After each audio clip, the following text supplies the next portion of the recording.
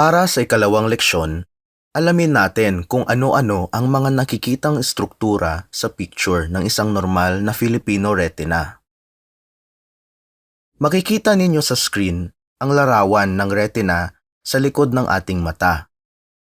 Ganito ang itsura ng isang normal na fundus photo ng retina ng isang Pinoy. Mapapansin ninyo, ang background color ay parang red-orange o sa iba naman ay brownish. Sa bandang kanan ay may estrukturang bilog na kulay yellow-orange naman. May mga ugat na lumalabas mula sa gitna ng bilog na structure na ito. Kung titingin naman kayo sa bandang kaliwa ng bilog na structure, ay may madilim na bahagi na halos dark brown o kaya ay dark red. Mapapansin din ninyo na sa bahagi na iyan ay kakaunti lamang ang mga ugat na nakapalibot. Iisa-isahin natin ang mga estruktura na yan, at kung ano ang tawag sa kanila at kung para saan sila. Unahin natin itong malaking estrukturang kulay yellow-orange, minsan yellow o sa iba naman ay pinkish. Yan ang tinatawag na optic nerve head. Ibig sabihin, pinakadulo yan ng nerve na nagkokonekta ng mata sa utak ng isang tao. Oo, galing pa sa utak natin ang optic nerve. Dumaan sa maliliit na kanal o butas ng bungo at ang ending ay sa likod ng mata natin. Sa madaling sabi, ang nakikita natin sa picture na ito ay ang pinakadulo ng kable na nagmula pa sa utak natin. Kapag maputi ang kulay ng optic nerve head, maaaring patay na ito. Ibig sabihin, wala nang dumadaloy na signal papunta sa utak at malamang bulag na ang mata. Ngayon, tingnan natin ang optic nerve. Mapapansin ninyong may mga ugat na lumalabas mula rito. Ito ang mga retinal arteries at veins na nagsusupply ng oxygen at nutrients sa mata.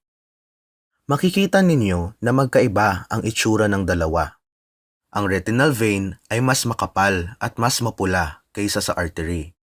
Kadalasang medyo kurbado ang daloy nito habang gumagapang sa retina. Ang kapal nito ay pantay-pantay, pero unti-unting numinipis habang nagsasanga. Organized din ang pattern ng pagsasanga. Isa-isa itong humahati. Yan ang tinatawag na dichotomous branching. Ganyan ang normal na itsura ng retinal vein. Isa pang ugat na nagmumula sa optic nerve ay ang retinal artery. Mas manipis ito kaysa sa retinal vein at ang kulay nito ay mas yellow-orange kumpara sa mapulang veins. May mga artery na sumusunod sa direksyon ng veins at tulad ng mga ito, paisa-isa rin ang pagsasanga ng arteries. Muli, ito yung dichotomous branching. Habang papalayo sa optic nerve, unti-unti ring numinipis ang kanilang kalibre. Ngayong alam na natin kung ano ang optic nerve, retinal vein, at retinal artery, dumako naman tayo sa bandang gitna kung saan makikita ninyo ang madilim na dark reddish o brownish na structure. Ang tawag sa bahaging ito ay ang macula, at sa pinakasentro naman ng macula ay makikita ang fovea. Sinasabing ito ang pinakasentro ng ating paningin sapagkat sa estrukturang ito ay finofocus ng lenses ng ating mata ang lahat ng bagay na nakikita natin. Kaya naman, kapag ang estrukturang ito ay naging abnormal sa pamamagitan ng pagkakaroon ng sakit tulad ng pagdurugo, pagmamaga, o peklat, ay siguradong mag-iiba o lalabo ang paningin ng isang tao.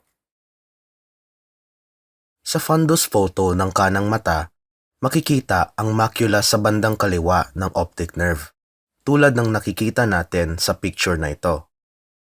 Pero kapag ang fundus photo naman ng kaliwang mata ang ating tingnan, makikita natin na ang macula ay nasa bandang kanan naman ng optic nerve.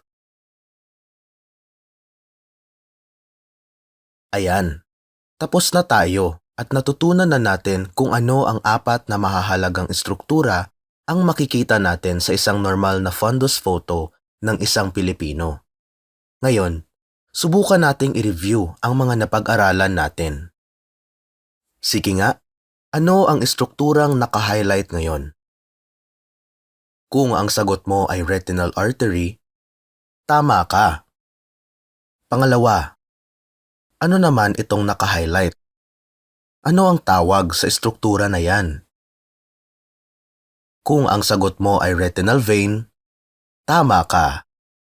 Ito naman, yung maitim na estruktura sa bandang kaliwa ng dilaw na bilog. Nasa bandang gitna siya at kaunti lamang ang mga pinong-pinong ugat na nakapalibot sa kanya. Kung ang sagot mo ay macula o fovea, tama ka. O, bilang panghuli, ano naman ito? Bilog na estruktura, pwedeng kulay dilaw, yellow-orange, o pwede ring pinkish. Tama, optic nerve ang sagot. Sana nakuha niyo lahat at naging pamilyar kayo sa mga itsura nila. Tandaan ninyo, ganyan ang normal na kaanyuan nila. Tapos na ang ating second lesson sa kursong ito. Sana ay marami kayong natutunan at matandaan ninyo kung ano yung 4 na estrukturang ating natutunan sa video na ito.